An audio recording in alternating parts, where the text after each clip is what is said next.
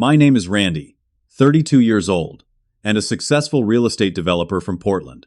Growing up, I always knew where I stood in my family, second place to my sister Megan. When I secretly purchased land for my dream home near our hometown, I never imagined my own parents would sell it right from under me. "Family comes first, your sister needs it more," they said. I just nodded silently, watching them fall perfectly into the trap I had set. Before I get into the whole story, where are you watching from today? Hit that like button, subscribe, and buckle up, because this family drama took years to unfold, and justice was a dish I served ice cold. I grew up in Westridge, a small town nestled in the rolling hills of western Oregon. On the surface, we looked like the perfect American family, hard-working middle-class parents with two healthy kids. My father, James, worked as a building contractor, while my mother, Karen, taught at the local elementary school. We lived comfortably in a modest three-bedroom house with a picket fence and a golden retriever named Max. But beneath that picture-perfect exterior lay a family dynamic that would shape my entire life. From my earliest memories, it was clear that my sister Megan held a special place in my parents' hearts that I could never reach. The pattern was so consistent that by age 7, I had already accepted it as an unchangeable fact of life. When school started each year, Megan received brand new clothes, bright backpacks, and the latest trendy supplies. I got hand-me-downs or discount store items with my parents, explaining that boys don't care about that stuff anyway. But I did care. I just learned to stop saying so. When Megan joined the swim team, my parents rearranged their work schedules to attend every meet, cheering from the stands with homemade signs and taking dozens of photos. When I made the baseball team and had my first home run, they missed it for one of Megan's dental appointments. There will be other games, they said. But the pattern continued. They missed my science fair, win my debate team finals, and even my high school graduation ceremony because Megan had a minor college orientation the same day. Academically, Megan was solid. A's and B's that earned her constant praise and rewards. When I brought home similar grades, they were met with a casual good job at best. The one time I outperformed my sister on the SATs, my mother actually comforted her at the dinner table while my father explained that those tests don't measure everything. The message was clear: my achievements only mattered in relation to how they affected Megan. This environment forced me to develop self-reliance from an incredibly young age. At 12, I started mowing lawns around the neighborhood, earning my own spending money when I realized asking for the same allowance as Megan was a lost cause. By 14, I was saving most of what I earned, learning early that financial independence would be my ticket to freedom. In high school, I leveraged my father's industry connections to pick up small construction jobs on weekends and summers, developing skills that would later become the foundation of my career. I quickly learned to hide my successes from my family. When I made $500 in a single weekend helping a local contractor with a roofing job, I told my parents it was $50. When I flipped my first used bicycle for a $300 profit at 16, I never mentioned it. Their dismissal of my entrepreneurial efforts hurt less when I didn't share them at all. The defining moment came during my junior year of high school. Since I was 14, I'd been saving for college, keeping the money in a dedicated account my parents had helped me set up. By 16, I had accumulated nearly $8,000. Not enough for a full education, but a solid start that represented countless hours of hard physical labor. Then one evening, my parents sat me down for a family discussion. Megan, then 19, and in her first year at State University, had been in a minor fender bender.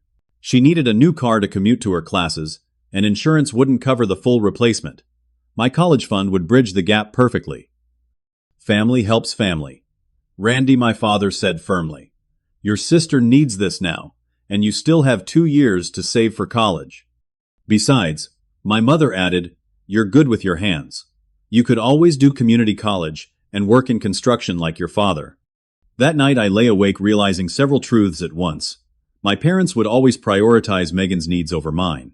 My financial security would never come from them. And most importantly, they had severely underestimated me. I wasn't just good with my hands. I had a mind for business that neither of them had recognized. The next morning, I withdrew the remaining $200 from my account, opened a new one at a different bank, and made a vow to myself I would succeed, not despite my family, but completely independent of them. I would build a life where I needed nothing from people who saw me as secondary. Throughout all this, there was one dream I held on to. Beyond the town limits of Westridge lay a beautiful 15-acre parcel of land overlooking the valley. As a child, I would bike there to think and dream. The old Henderson property, as locals called it, had been abandoned for years with a dilapidated farmhouse that nature was slowly reclaiming. I promised myself that someday when I had made it, I would build my home there, a testament to what I had accomplished on my own terms. As I packed for college the following year, having earned a partial academic scholarship and lined up 2 part-time jobs, I took one last bike ride to the Henderson property. Standing on that overgrown hill, I made a promise to the quiet Oregon landscape. I would be back, not as Randy the overlooked son, but as a man who had built his own success story. College tested every ounce of determination I possessed. While my peers enjoyed the full college experience, I juggled a full course load in business administration with 2 part-time jobs, morning shifts, at a campus coffee shop, and weekend work with a local contractor. My apartment was a tiny studio with barely enough space for a bed and desk, but it was mine paid for with my own money. The independence felt like wealth, even when my bank account suggested otherwise. During my sophomore year, a chance encounter changed the trajectory of my life. I was working on a kitchen renovation for a property developer named Marcus Wright. While the other laborers took their lunch break, I stayed behind sketching alternative layouts for the problematic kitchen space. Marcus caught me with the drawings.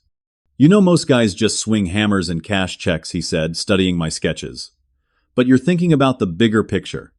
Instead of accusing me of overstepping, Marcus invited me to lunch, where he peppered me with questions about my background, my education, and my goals. By dessert, he had offered me a part-time position working directly with him on property assessments and renovation planning. "You've got an eye for value that can't be taught," he told me. "I can teach you the business side."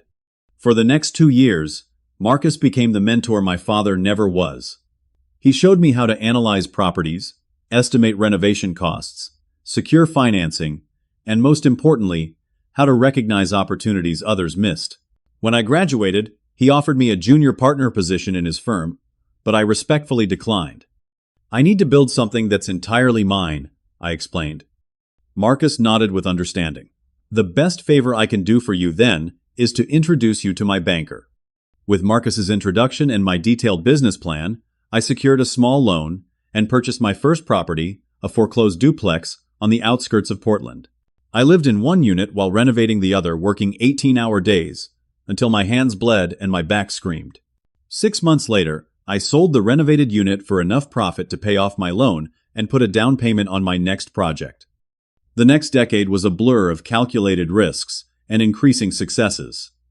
I established Westridge Developments, naming my company after my hometown, as a constant reminder of where I came from and what drove me. By 30, I had a portfolio of over 20 properties, 15 employees, and a reputation as one of Portland's most innovative young developers. My specialty became identifying overlooked properties with potential and transforming them into desirable homes and businesses. Despite my growing success, I maintained a careful separation between my professional achievements and my family life. When visiting my parents, I drove my 5-year-old Toyota instead of my new BMW. I described my business in vague, modest terms, allowing them to believe I was doing well enough, but never revealing the true extent of my success. It wasn't about deception, it was self-protection. Their perception of me as the less successful child had become oddly comfortable, a dynamic I understood and could navigate without exposing myself to further disappointment. My personal life in Portland thrived in ways my family never saw. I lived in a spacious downtown loft with floor-to-ceiling windows overlooking the city. I had cultivated a close circle of friends who knew my full story and supported my independence. And most significantly, I had met Jessica, a brilliant architect whose creativity and straightforward manner had captured my heart. Jessica was the first person who truly challenged my approach to my family. After accompanying me on a visit to Westridge, where I downplayed my achievements and accepted my parents' casual dismissals, she confronted me. "Why do you let them treat you like you're still 16? She asked. "You've built something incredible, Randy. Why hide it?" "It's easier this way," I explained. "They have a vision of who I am, and it works for everyone." Jessica shook her head. It works for them. I'm not sure it's working for you. Her observation lingered with me, especially as I approached my 32nd birthday and found myself thinking more about putting down permanent roots. Despite my success, I had always lived in temporary spaces, renovated units. I would eventually sell rentals I never fully settled into. I wanted a home that represented permanence, a physical manifestation of the stability I had created for myself. That's when I learned that the Henderson property from my childhood was finally coming on the market. The elderly owner had passed away, and his children were selling the 15 acres that had captured my imagination as a boy. The timing felt significant. I was established enough to afford it comfortably, and Jessica's architectural expertise made the prospect of building a custom home even more appealing. But something held me back from making a straightforward purchase. Years of family dynamics had taught me caution. Instead of buying the land openly, I established a shell company called Valley View Holdings, with my business attorney as the public-facing representative. The purchase went through smoothly with no connection to my name that casual research would reveal. Over the next 3 months, Jessica and I worked on designs for what would become our dream home. The plans called for a modern interpretation of a farmhouse. 4 bedrooms, a spacious open kitchen for her love of cooking, a library for my growing book collection, and large windows to capture the valley views that had enchanted me. As a child, we incorporated sustainable features like solar panels and rainwater collection, planning a home that would feel both luxurious and harmonious with the natural setting. As construction preparations began, I felt a sense of accomplishment deeper than any business success had provided.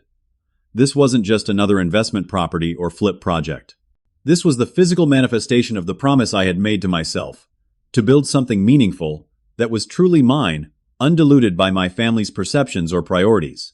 What I didn't realize was that my careful planning was about to collide with the family dynamics I had managed to keep at arm's length for so long. Thanksgiving arrived with the usual mix of autumn colors and complicated feelings. As I drove the 3 hours from Portland to Westridge in my deliberately modest Toyota, I rehearsed the bland updates I would share with my family. Business is steady. Portland is nice this time of year. Jessica sends her regards. Simple, uncontroversial, revealing nothing about the dream home plans or the land purchase that had occupied my thoughts for months. The family home looked exactly as it always had. Modest decorations, the same fading welcome mat, and my mother's wreath on the door. Inside, the smell of turkey and pumpkin pie created a warmth that contrasted with the emotional temperature that typically defined our gatherings. Randy, you made it. My mother embraced me with genuine affection that always made me question my defensive stance.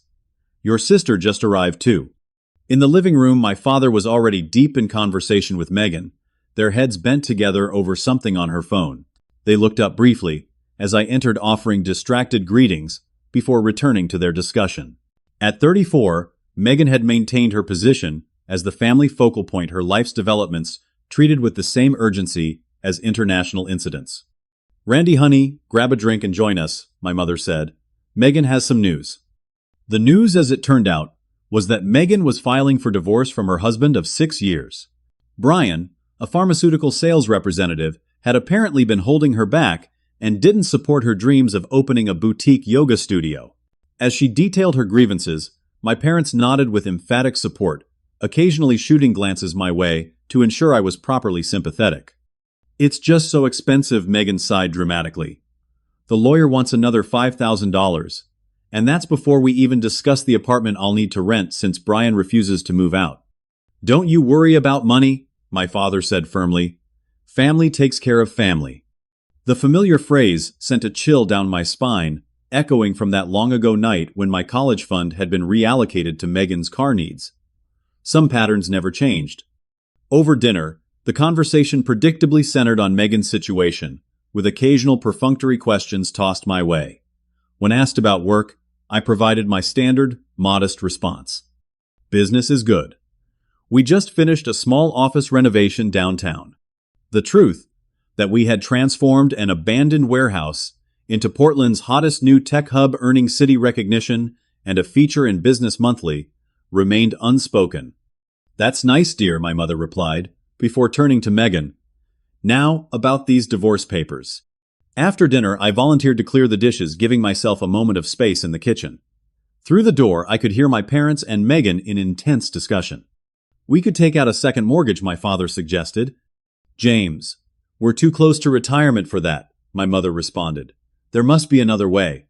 What about that land that just went on the market? Megan asked. The old Henderson place I heard at the salon that some investment company bought it but hasn't done anything with it yet. Those companies flip properties all the time. My heart froze.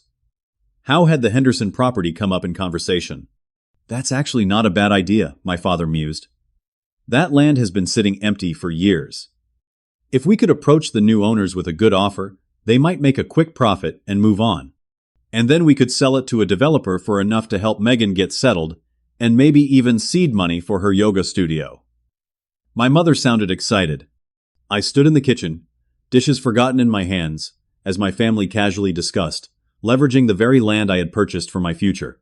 The irony would have been amusing if it weren't so painfully on brand for our family dynamic. The next day, I made an excuse about work and left earlier than planned, driving straight to Thomas Mitchell's house.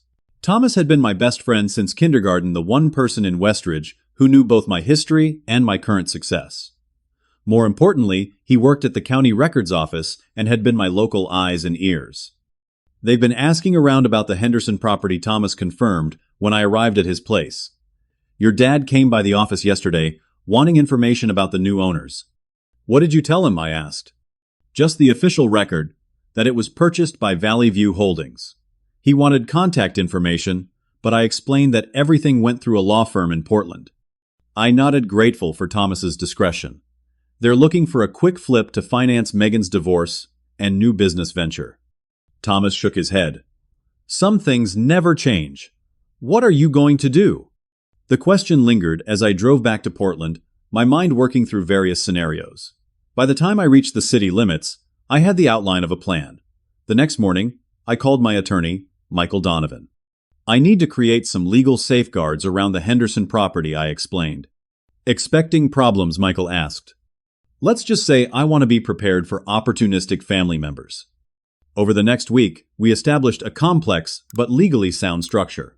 If anyone approached Valley View Holdings about purchasing the land, specific contract terms would be presented, terms that appeared standard but contained carefully worded clauses about payment schedules, interest rates, and penalties for late payments. This is unusually strict for a land sale, Michael noted, as we finalized the documents. It needs to be, I replied. The final piece was a deliberate information leak. I asked Thomas to accidentally confirm to anyone asking that Valley View Holdings might indeed be open to selling the property for the right price. Then I waited, knowing my family well enough to predict their next moves.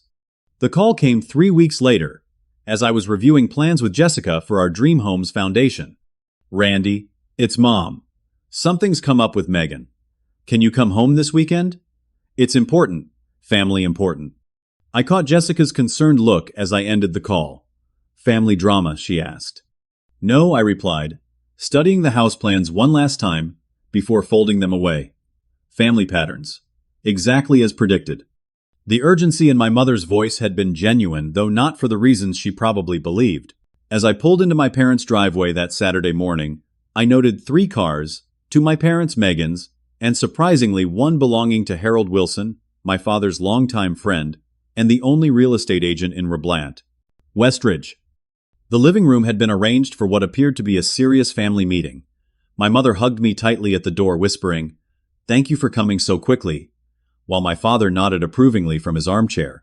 Megan sat on the couch, eyes slightly red from recent tears, though she managed to smile when I entered. "Randy, good to see you," Harold said, extending his hand. "It's been a while." I returned the handshake, noting the folder of papers on the coffee table between them. "Harold, I didn't expect to see you here." "We've been working on something," my father explained, gesturing for me to take a seat. "A family solution." My mother brought coffee for everyone, her hands slightly shaking with what I recognized as excitement rather than nervousness. Once settled, my father cleared his throat for what was clearly a rehearsed speech. "Son, you know that family has always been the most important thing to your mother and me. When one of us is struggling, we all pitch in. That's what makes us the Mitchells." I nodded, maintaining a neutral expression as I sipped my coffee. Megan's situation has been difficult, he continued. The divorce, the legal fees, finding a new place to live. She's going to need substantial help to get back on her feet. And start my yoga studio, Megan added. It's going to be my fresh start, Randy. My father nodded encouragingly at her before continuing. We've been looking at options, and we believe we've found the perfect solution. Harold opened his folder and spread out several aerial photographs of the Henderson property, my property, along with preliminary market analyses. The old Henderson place was bought by an investment company a few months back, Harold explained in his best professional voice. Valley View Holdings. These companies buy properties speculatively looking for quick returns. We've made some inquiries, and they seem open to selling. It's a 15-acre parcel, my father added, as if I wasn't familiar with every inch of the land. Harold believes we could buy it, subdivide it into 3 5-acre lots, and sell them to developers for enough profit to help Megan get established. I took another sip of coffee, allowing the silence to stretch a moment longer than comfortable. Sounds like you've got it all figured out. Why do you need me here? My mother reached over to pat my hand. Well, honey, we wanted to make sure you were on board with the family using some of our savings for the initial purchase. It would mean tightening our belts for a while, including the usual Christmas bonuses we give you kids. The irony was almost painful. They were asking my permission to use their money to buy my land while simultaneously letting me know that my Christmas bonus, typically $100 in a card, might be affected. We'd put the property in the family name, of course, my father continued, though Megan would get the proceeds from the sales since this is for her situation. What if I wanted one of those 5-acre parcels, I asked, keeping my tone casual.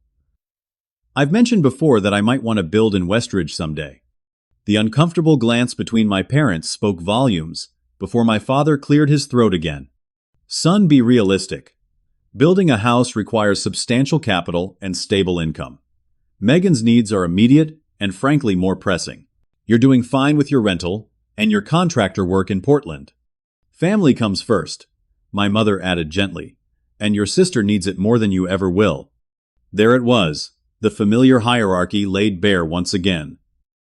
Megan's immediate desires would always outweigh my long-term dreams in their calculation. Besides, Megan added with the tone that had always suggested she was doing me a favor, you can always stay in the guest room of my new place when you visit. I felt a familiar burning in my chest. The same feeling I'd experienced when they'd taken my college fund, when they'd missed my graduation, when they'd dismissed every achievement I'd ever shared. But this time, it was tempered by the knowledge of what was coming next. I understand, I said quietly. You're right. Family comes first. The relief on their faces was palpable. Harold pulled out more papers, initial offer documents for Valley View Holdings. We've already put together a very reasonable offer, he explained. These investment companies usually respond quickly. Sounds like you've thought of everything I said, standing up. I need some air. Do you mind if I step out for a bit? Outside, I walked to the edge of the yard and called Michael. They've made the move, I told him. Harold Wilson will be submitting an offer for the Henderson property today or Monday. Everything's in place on our end, Michael assured me. Valley View Holdings will respond with enthusiasm and our standard contract. Do you want to be present when they sign? I looked back at the house where my family was likely congratulating themselves on their clever solution and my compliant response. No, I decided. Let them sign first. I'll handle the reveal my way. When I returned inside, the mood was celebratory. My father was pouring small glasses of whiskey, a rare indulgence he reserved for special occasions. A toast, he announced, handing me a glass to Family Solutions and New Beginnings for Megan. I raised my glass with them, my silence interpreted as supportive agreement rather than the calculated restraint it was. As they discussed plans for the property and Megan's future yoga studio, I observed them with new clarity. They weren't malicious people, just blind in a very specific, consistent way that happened to always leave me in the shadows. That evening, as I drove back to Portland, I felt strangely calm. The trap was set, the players were in motion, and for once the family dynamic that had defined my life was about to work in my favor. The pain of their casual dismissal was real, but so was my determination to finally bring this pattern into the light. When Michael called 3 days later to confirm that my parents had not only signed the purchase agreement, but had put down an earnest money deposit of $5,000, I knew there was no turning back. The contract they had signed included terms they had clearly not read carefully: high interest penalties for missed payments, a substantial balloon payment due within 6 months, and very specific performance requirements. "Are you sure about this?" Randy Michael asked. "It's your family." "That's exactly why I'm sure," I replied, looking at the dream home plans spread across my desk. "Some lessons need to be unmistakably clear to be learned." 6 weeks passed with a flurry of activity on both sides of my carefully constructed scenario. My parents and Harold Wilson handled the paperwork, earnest money, and financing arrangements for the purchase of the Henderson property, completely unaware that they were transacting with my company. Meanwhile, Michael kept me updated on each development, and Jessica and I continued refining plans for the house we would eventually build on that very land. The closing date arrived with perfect dramatic timing, 2 days before Christmas, when I was scheduled to visit my family for the holidays anyway. My parents had invited me to attend what they called a special family celebration at their house before we were all to meet at the law office of Wilson's choosing in Westridge. They still had no idea that Michael, my attorney, would also be present representing Valley View Holdings. The celebration at my parents' house had the forced festivity of people trying to convince themselves they'd made a wise decision. My mother had prepared a special lunch complete with champagne and a cake decorated with the words "New Beginnings" in Megan's favorite colors. "We wanted to mark this occasion properly," my father explained as we gathered around the dining table. "This is more than just a property purchase. It's a new chapter for our family, especially for Megan." Megan, who had applied an extra layer of makeup to achieve the perfect blend of brave but vulnerable, raised her champagne glass. "I couldn't have done this without you all. When Brian left, I thought my life was over. But now I see it was just making way for something better." My mother wiped away a tear. "And once the property is subdivided and sold, you'll have enough to not just get back on your feet, but to build your dream." "The Lotus Life Yoga Studio," Megan announced proudly, "where wellness meets mindfulness." I sipped my champagne slowly, saying little but observing everything. The familiar family pattern was playing out exactly as it always had, with Megan at the center of attention and resources. The only difference was that this time I had anticipated every move. At 2 o'clock, we drove separately to the small law office on Main Street, where the closing was to take place. Harold Wilson greeted us in the lobby, clearly pleased with himself for orchestrating such a significant transaction for the town. "The seller's representative is already here," he informed us. "Everything's ready to go." As we entered the conference room, Michael stood to greet us, professional and neutral as we had discussed. "Good afternoon," he said, extending his hand to my father. "Michael Donovan, representing Valley View Holdings." My father shook his hand firmly. "James Mitchell. This is my wife Karen, our daughter Megan, and our son Randy." If my parents found it odd that I knew Michael, they didn't show it. In small towns like Westridge, connections were common and unremarkable. "Please everyone have a seat." Michael gestured to the chairs around the large oak table. "We have all the final documents prepared. As you know, the purchase price is $850,000, with the down payment of $170,000 due today, and the specific payment schedule outlined in the contract you've already signed." My father nodded confidently, sliding a cashier's check across the table. "We're prepared to complete the transaction." Michael accepted the check and began distributing documents for signatures. "Before we proceed to final signatures, as a matter of legal disclosure, I need to confirm that you've reviewed and understood all terms of the contract, particularly sections 12 through 15, regarding payment terms, penalties, and the balloon payment due in 6 months. Of course," my father said, though the slight hesitation in his voice suggested otherwise. Like most people, he had skimmed rather than studied the contract's fine print. "And you understand that Valley View Holdings maintains certain rights regarding the property's development even after sale, as outlined in Appendix C." My father glanced at Harold, who nodded reassuringly. "Yes, we understand." "Excellent," Michael said, sliding the final signature pages forward. "Then, we just need signatures from all parties, and we'll be done." As my parents and Megan began signing, I sat quietly waiting for the moment that had been months in the making. When the last signature was in place, Michael gathered the documents and handed copies to both parties. "Congratulations," he said formally. "The property transfer is complete. Now, as a final matter, I need to disclose the actual ownership structure of Valley View Holdings as required by state law for completed transactions. My father waved his hand dismissively. That's not necessary. We're just happy to have completed the purchase. I'm afraid it is legally necessary, Michael insisted, opening a folder. Valley View Holdings is a single-member LLC established in Oregon 7 months ago. The sole owner and member is. He paused, looking directly at me. Randall James Mitchell. The silence that followed was absolute. My mother's hand froze midway to her water glass. My father's expression transformed from satisfaction to confusion. Megan blinked rapidly, as if trying to clear her vision. That's not possible, my father finally said. There must be some mistake. There's no mistake, I said, speaking for the first time since we'd entered the room. I established Valley View Holdings earlier this year specifically to purchase the Henderson property. It's been mine all along. But why would you? How could you afford? My mother stumbled over her words. I've been a successful real estate developer in Portland for the past decade, I explained calmly. Westridge Developments isn't a small contractor operation. It's a multi-million-dollar company that I built from nothing. Harold Wilson's face had gone pale as the implications set in. You let us make an offer on property you already owned, through a shell company. I did, I acknowledged. After I heard you discussing plans to sell my land to benefit Megan without even considering my interest in it.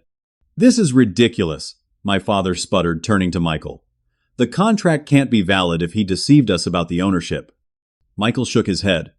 I'm afraid the contract is entirely valid, Mr. Mitchell. There was no legal obligation for Mr. Mitchell to disclose his ownership of Valley View Holdings prior to the sale. You had every opportunity to perform due diligence, and the contract was reviewed and signed by all parties. Megan, who had been uncharacteristically silent, suddenly found her voice. This is just like you, Randy. Always jealous of anything I get, always trying to undermine me. I'm going through a divorce, I need this. This has nothing to do with jealousy, I replied evenly. This is about a lifetime pattern where my needs, my dreams, and my future have always been considered secondary to yours.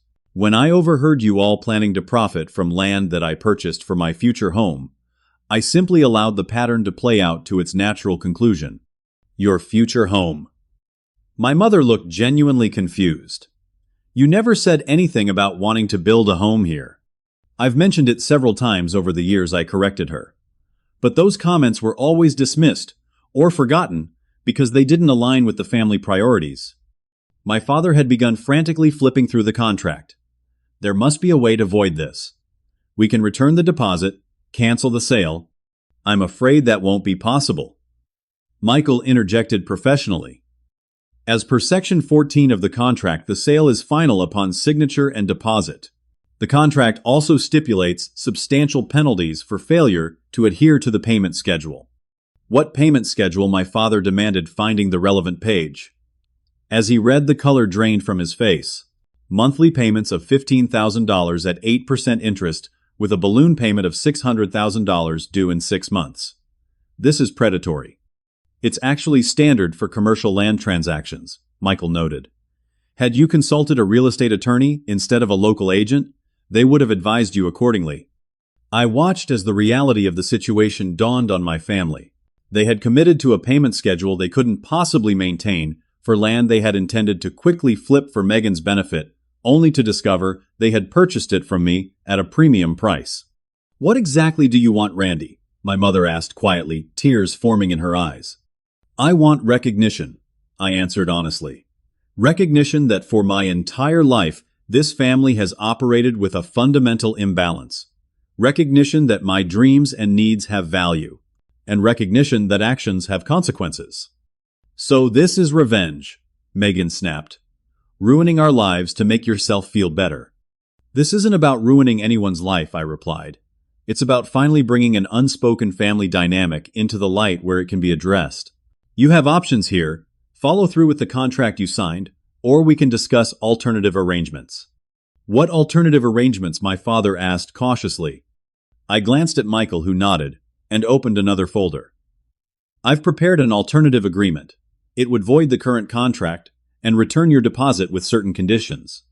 As my family exchanged wary glances, I realized we had reached the pivotal moment I had been working toward for months. perhaps even years. The trap had sprung, and now came the harder part, finding a path forward that might actually heal what had been broken for so long.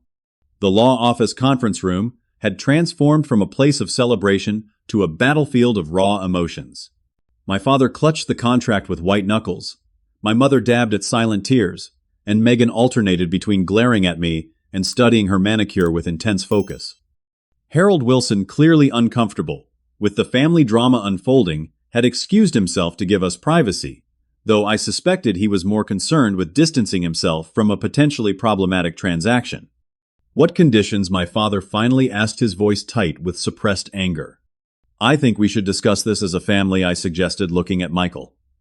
"Could you give us the room for a few minutes?" Michael nodded professionally. "Of course. I'll be in the lobby when you're ready to proceed." He gathered his papers and closed the door quietly behind him. As soon as we were alone, the carefully maintained facades crumbled. "How could you do this to your own family?" my mother burst out. "We raised you better than this kind of trickery." "Trickery," I repeated, keeping my voice level. "Was it trickery when you took my college fund for Megan's car?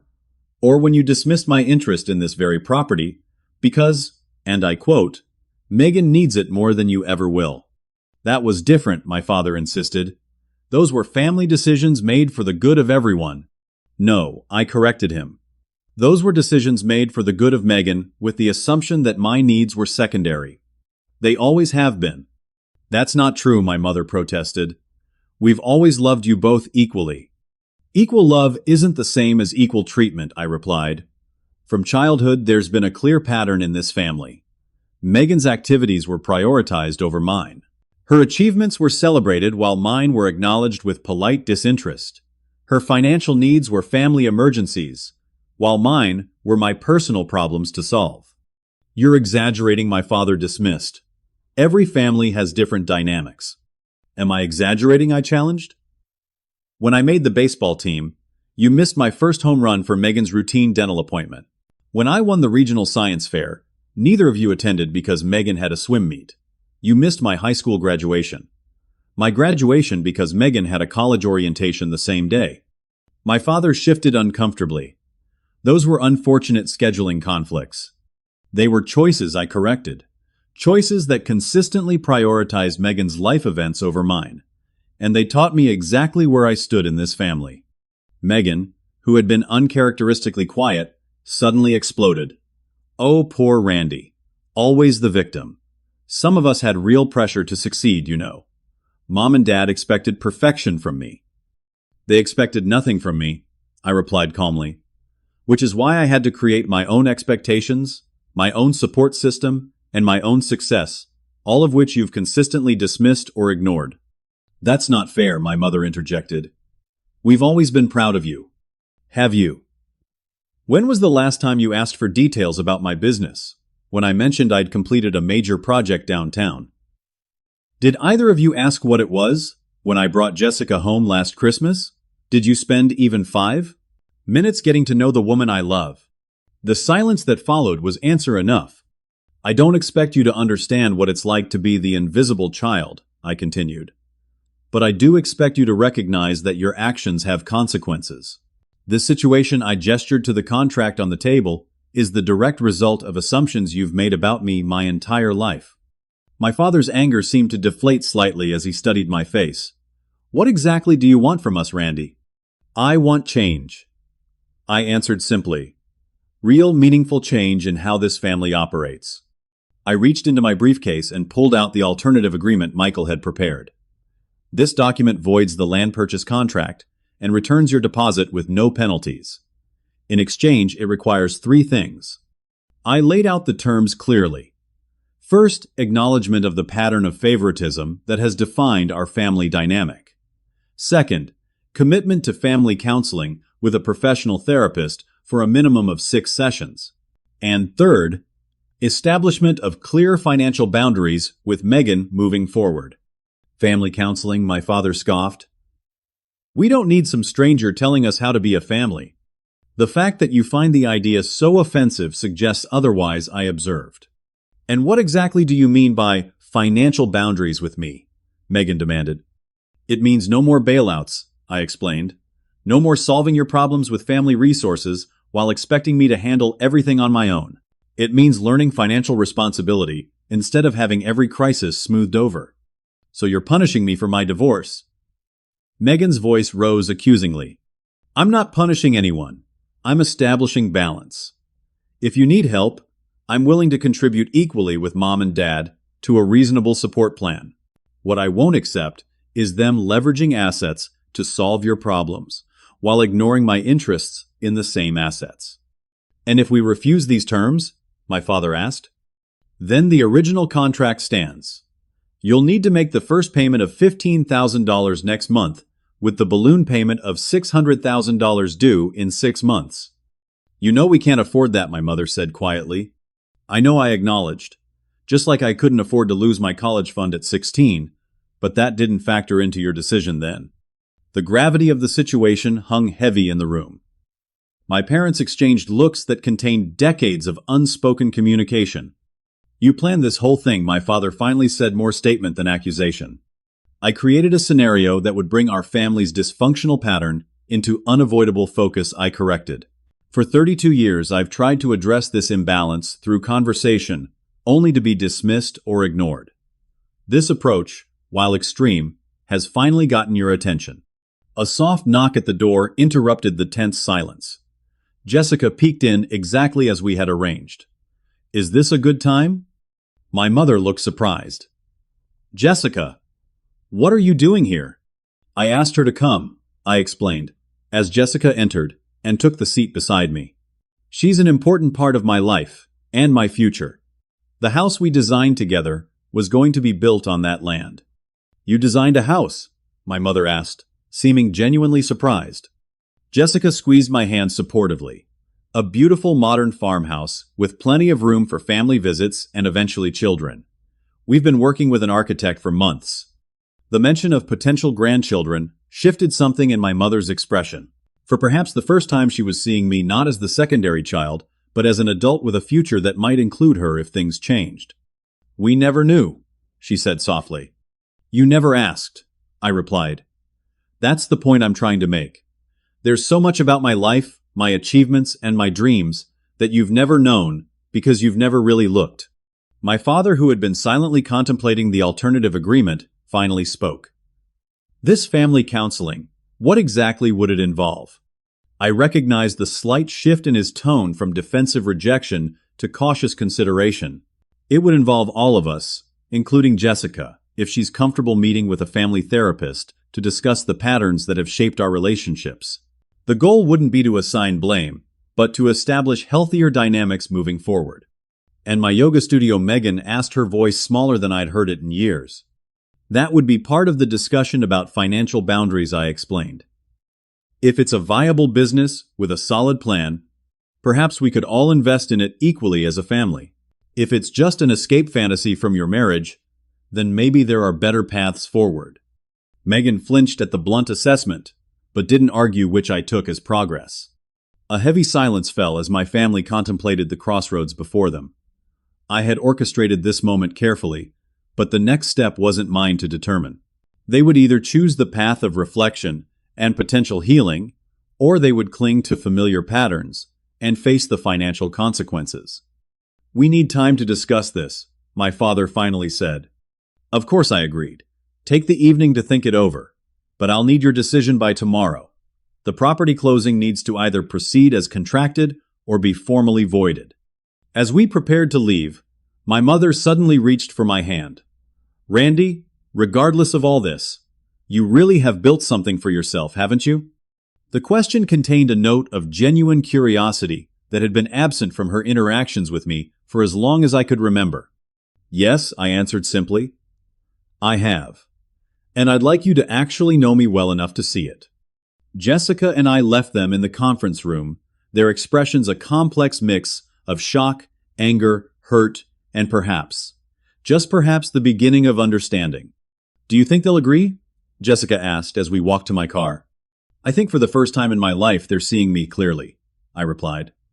"What they do with that clarity is up to them." The next morning, my father called and asked to meet at the same law office. His voice gave away nothing, but when Jessica and I arrived, The changed demeanor of my family was immediately apparent. They looked tired, as if they'd spent the night in difficult conversation. But there was something else too, a subdued quality that replaced the righteous indignation of the previous day. "We've discussed your terms," my father began formally once we were all seated. "While we don't agree with your methods, I recognize that there may be some truth to what you've said about family patterns." My mother nodded her eyes, red-rimmed from what appeared to be a night of tears. "We never intended to make you feel less important, Randy. But intentions don't always match impact, I suppose."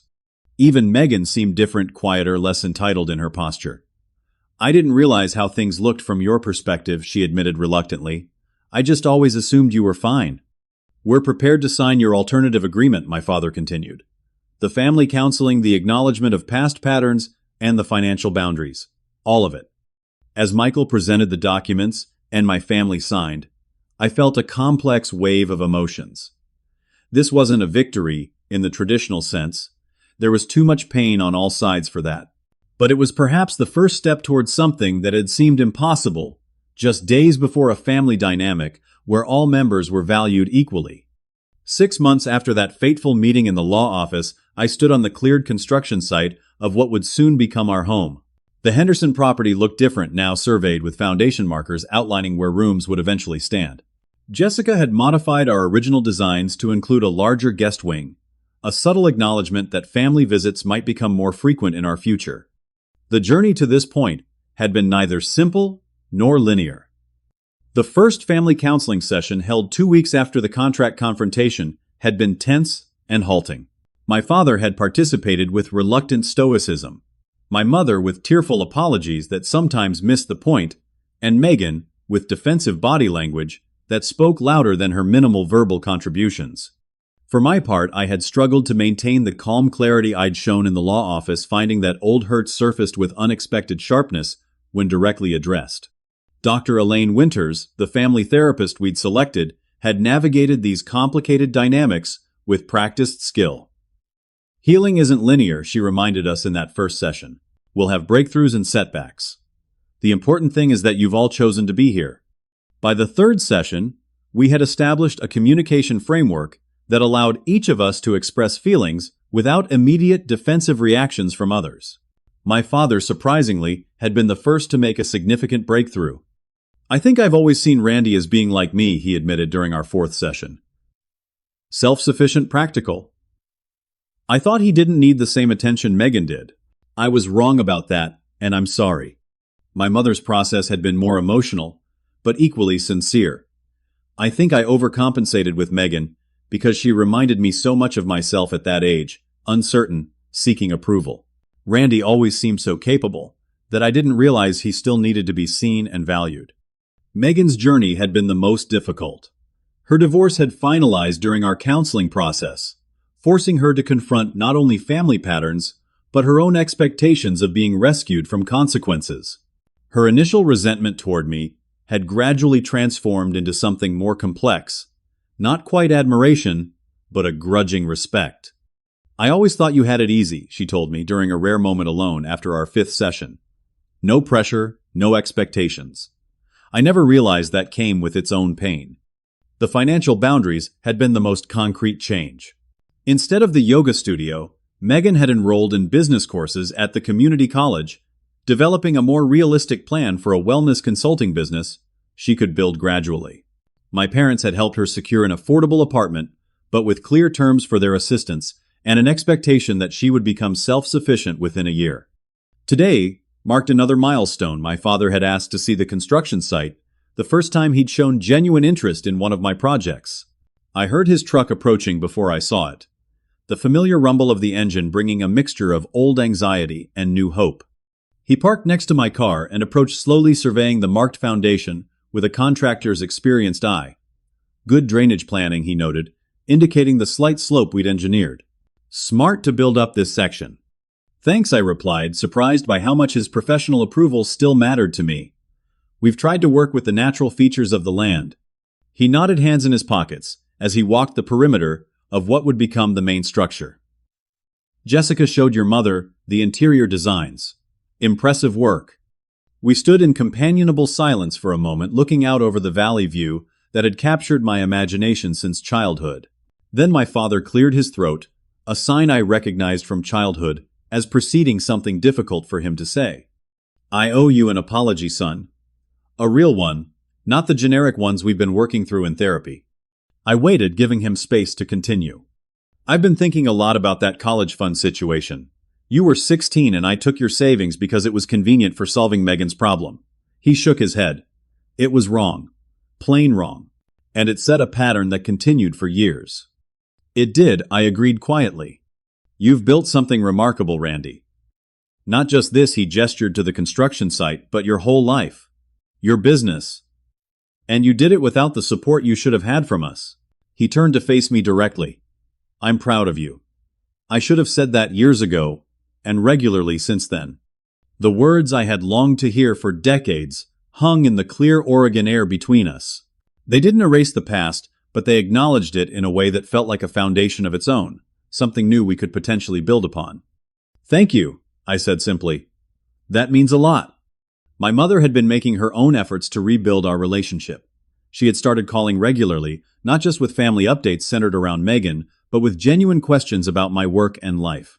She'd even visited Portland twice, once with my father, and once alone, taking time to see my office and meet my team. Small steps, but meaningful ones. "Your mother wanted me to ask if you and Jessica might come for dinner next weekend," my father said. "She's trying that paella recipe Jessica mentioned liking." "We'd like that," I replied, realizing I actually meant it. As we walked back toward our vehicles, my father paused. "That trap you set with the contract and the shell company, it was pretty brilliant, actually." I learned to be strategic from somewhere, I acknowledged with a small smile. "Well, it worked. Shook us out of patterns we didn't even see we were stuck in."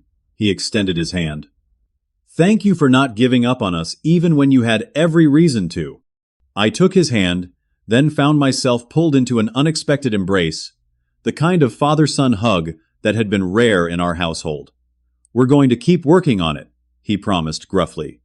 Later that evening, Jessica and I sat on the tailgate of my truck, watching the sunset paint the valley in gold and purple. Construction would begin in earnest next week. The physical manifestation of dreams I'd held since childhood. "Your dad seemed different today," Jessica observed. "More present." "He is," I agreed. "They all are in their ways. It's not perfect, but it's more real than it's ever been." "And you? How are you feeling about everything?" I considered the question carefully. I spent so many years being the invisible son, building walls to protect myself from disappointment. Then I engineered this elaborate scenario to force my family to see me. But somewhere in all of that, I was still looking for their validation, their recognition.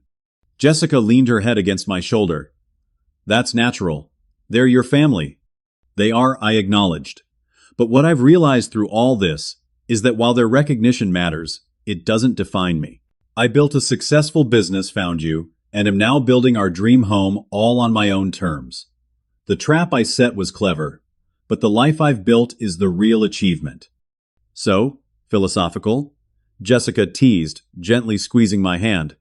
"Just learning that healthy families aren't about who matters more or who deserves," what I reflected. "They're about seeing each member clearly and valuing them for who they are, not who you need them to be." As the last light faded from the valley, I thought about the foundation markers below us, physical representations of rooms where future memories would be made. There would be space for my parents to visit, for Megan, if our relationship continued to heal, for friends like Thomas, who had supported me when family hadn't, and someday, God willing, for children of our own.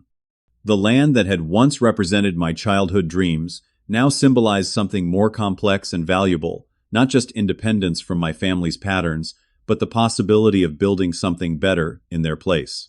Not perfect, not without effort, but real and meaningful. The journey wasn't over.